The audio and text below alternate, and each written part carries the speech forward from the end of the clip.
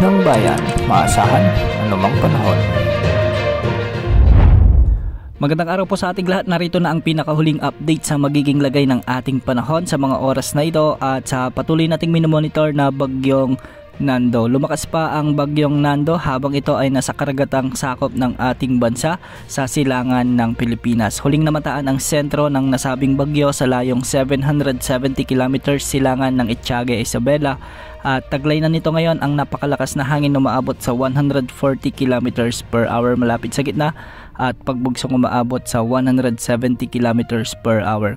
Sa kasalukuyan ay kumikilos ito ng pahilagang kanluran sa bilis na 10 kilometers per hour. Mapapansin natin sa ating satellite animation na napakalawak na ng bagyong ito at meron na itong 580 kilometers diameter malapit sa gitna. Ibig sabihin nito halos buong Pilipinas ay kaya na nitong maapektuhan. Sa ngayon, dahil sa patuloy na paglapit ng bagyo, nakataas na ang Tropical Cyclone Wind Signal number 1 sa Batanes, Cagayan kasama ng Babuyan Island, sa may Isabela, Quirino, ang northeastern portion ng Nueva Vizcaya, sa may Apayao, Kalinga, Abra, Mountain Province, Ifugao, Ilocos Norte, ang northern portion ng Ilocos Sur, ang northern at central portions ng Aurora at ang northern at central portions ng Catanduanes. Ang mga lugar na ito ay posibleng makaranas na ng mga pag-ulan at pagbugso ng hangin lalo na pagsapit ng 36 na oras. Sa mga susunod na oras o araw ay posibleng itaas na rin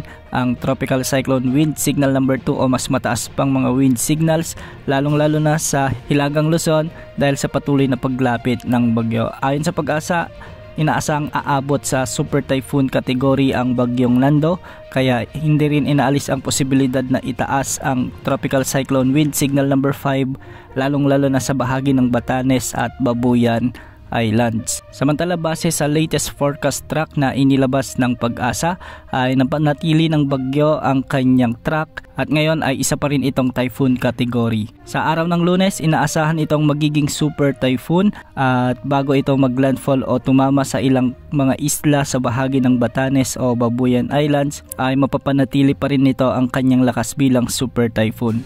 Inaasang makakalabas naman ito sa ating area of responsibility sa araw ng Martes ng umaga o tanghali. Samantala, hindi lang malakas na hangin ang dala ng bagyong Nando, kaakibat naman ng napakalakas na hangin nito ang pagbuhos ng malalakas na pag-ulan lalong-lalo na sa mga lugar na direktang tatamaan ng nasabing bagyo.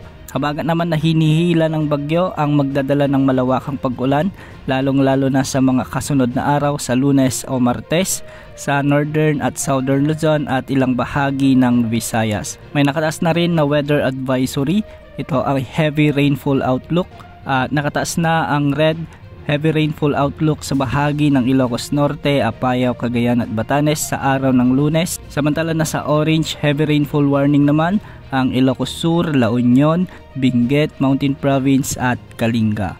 Nasa yellow heavy rainfall warning naman ang Mountain Province, Ifugao, Isabela, Nueva Vizcaya, Nueva Ecija, Pangasinan, Zambales, Tarlac at Bataan. Dulot ito ng direktang epekto ng bagyong Nando. Samantala, bukas ng hapon hanggang sa hapon ng Lunes ay posible na ring ulanin ng malalakas ang maraming lugar sa Southern Luzon kasama na ang ilang bahagi ng Visayas, sa Palawan, Occidental Mindoro, Romblon, Antique, Cavite at Batangas. Sa kasalukuyan, maraming lugar na ang nakakaranas ng maulap na kalangitan na may mga kalat-kalat na pag-ulan dulot ng bagyong Nando sa Cagayan Valley, Ilocos Region, Cordillera Administrative Region, Central Luzon, Quezon Province, Camarines Norte, Camarines Sur at ang Catanduanes. Southwest monsoon naman ang nagdadala ng maulap na kalangitan na may mga kalat-kalat na pag-ulan sa Metro Manila, sa buong Visayas, Mimaropa at sa buong Mindanao. Mag-ingat po sa banta ng pagbaha at pagguho ng lupa. Yan muna ang latest sa lagi ng panahon. Ito po ang weather update ng bayan, maasahan anumang panahon.